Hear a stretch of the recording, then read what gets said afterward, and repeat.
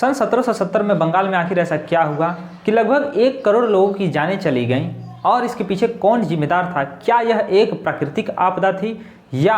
यह ब्रिटिशर्स की कुछ पॉलिसीज के कारण ऐसा हुआ था कि बंगाल में इतना बड़ा अकाल पड़ा और अनाज की इतनी ज़्यादा कमी हो गई कि 1/3 पॉपुलेशन यानी कि लगभग 1/3 जो जनसंख्या है गांव के गांव पूरे साफ हो गए और काफ़ी ज़्यादा लोगों की मृत्यु हो गई। तो इस अकाल के क्या कारण थे, मुख्य कारणों के बारे में आज की इस वीडियो में चर्चा करेंगे। तो इसलिए इस वीडियो को पूरा ज़रूर देखें और अपने दोस्तों के पास शेयर जरूर करें और चैनल को सब्सक्राइब भी कर दें। सन 1770 के बंगाल की बात करें तो आज का जो बांग्लादेश है और जो पश्चिम बंगाल का क्षेत्र है और बिहार, झारखंड, उड़ीसा और इसके साथ साथ असम के क्षेत्र भी इसमें शामिल होते थे।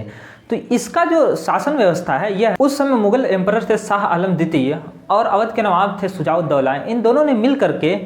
जो ईस्ट इंडिया कंपनी है उसके खिलाफ विद्रोह किया और इसमें लड़ाई हुई जिसे बैटल ऑफ बक्सर के नाम से जाना जाता है, जो कि 1764 में हुआ और बैटल ऑफ बक्सर में ईस्ट इंडिया कंपनी की जीत हुई। इसके साथ ही सन 1765 में रॉबर्ट क्लाइव और इन दोनों के बीच में ट्रीटी ऑफ इलाहाबाद यानी कि इलाहाबाद की संधि पर हस्ताक्षर किए गए, जिसमें जो बंगाल के साथ साथ उड़ीसा और बिहार के क्षेत्र हैं यहाँ के दीवानी राइट्स यानी कि टैक्स कलेक्शन का जो अधिकार है यह ब्रिटिश कंपनी के हाथों में चला गया। जो टैक्सेस मुगल सल्तनत के टाइम पर फार्मर्स को केवल 10% देना पड़ता था, वह ईस्ट इंडिया कंपनी जब मुगल सल्तनत के बिहाफ पर टैक्स कलेक्ट करने लगी तो उनको लगभग 40 से 50% तक टैक्स देना पड़ता था।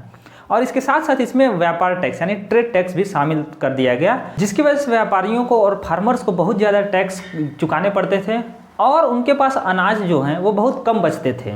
जिससे अनाज पहले किसान और व्यापारी इकट्ठा करके रखा करते थे और इमरजेंसी के वक्त यानी कि जब अनाज की कमी होती थी कभी कभार तो उसकी हेल्प लिया करते थे। लेकिन अब ऐसा नहीं था, टैक्सेस हाई होने के कारण इनके पास अनाज की खुद कमी हो जाती थी और टैक्स भी नहीं चुका पाते थे।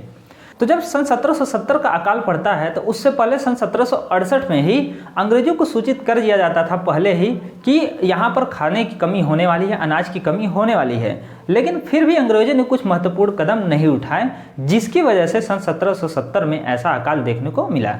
दूसरे कारणों की बात करो, सेकेंड रीजन था अंग्रेजों द्वारा भारतीयों पर फोर्स किया जाना कि आप लोग कैश क्रॉप से उगाएंगे यानी कि वाणिज्यिक फसलें, जिनको अंग्रेज व्यापार के उद्देश्य से दूसरे कंट्रीज में बेच सकते थे, जैसे कि अफीम और नील की खेती करना, इंडिगो का प्रोडक्शन करना, जिसकी वजह से भारतीय किसानों के पास अनाज जैसे कि चावल, गेहूं इन सबको उगाने के लिए ज़मीनें कम पड़ गईं और जिसकी वजह से उस साल अनाज का उत्पादन कम हुआ। तो ये सब कुछ महत्वपूर्ण कारण थे जिनकी वजह से यहाँ पर बंगाल का अकाल पड़ा। इसके बाद अन्य कारण की बात करें तो सन 1968 से 69 के वर्षों में बारिश का कम होना। सन 1770 में लास्ट के महीनों में बारिश जरूर हुई, लेकिन उससे पहले वर्षा ऋतु कम हुई, तो जिसकी वजह से सूखा पड़ा और अनाज की पैदावार भी कम हुई।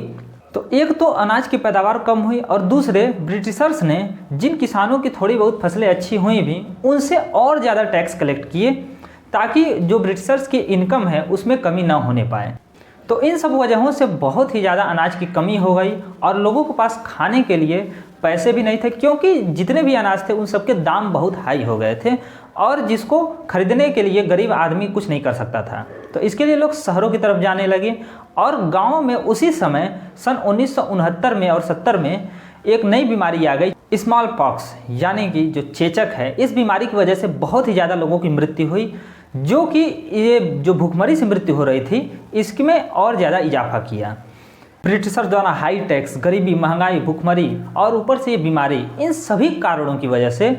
बंगाल की लगभग 1 करोड़ आबादी खत्म हो गई और गांव के गांव समाप्त हो गए। कई सारे लोगों ने गांव छोड़ दिए और जब वारेन हेस्टिंग्स की रिपोर्ट आती है उसमें बताया जाता है कि लगभग बंगाल की 1/3 पॉपुलेशन समाप्त हो गए। लेकिन इसके बाद भी जो सन 1770 के बाद जो ब्रिटिशर्स के टैक्स कलेक्शन की रिपोर्ट आती है उसमें पता चलता है कि ब्रिटिशर्स ने उस साल पिछले साल के मुकाबले और ही ज़्यादा टैक्स कलेक्ट किए थे और बंगाल के इस अकाल से बाहर आने में लगभग 3 वर्षों का समय लग जाता है। इसके बाद सन 1943 में एक और ऐसा ही भीषण अकाल पड़ता है बंगाल में, जिसमें लगभग 30 लाख लोगों की मृत्यु हो जाती है। इसके पहले भी कई ऐसे छोटे मोटे अकाल पड़ते रहे थे जिसमें कुछ लोगों की मृत्यु हो जाती थी। तो इस 1943 के अकाल में ऐसा क्या था, इसके कारणों की बात आगे आने वाली वीडियोज में ज़रूर करेंगे।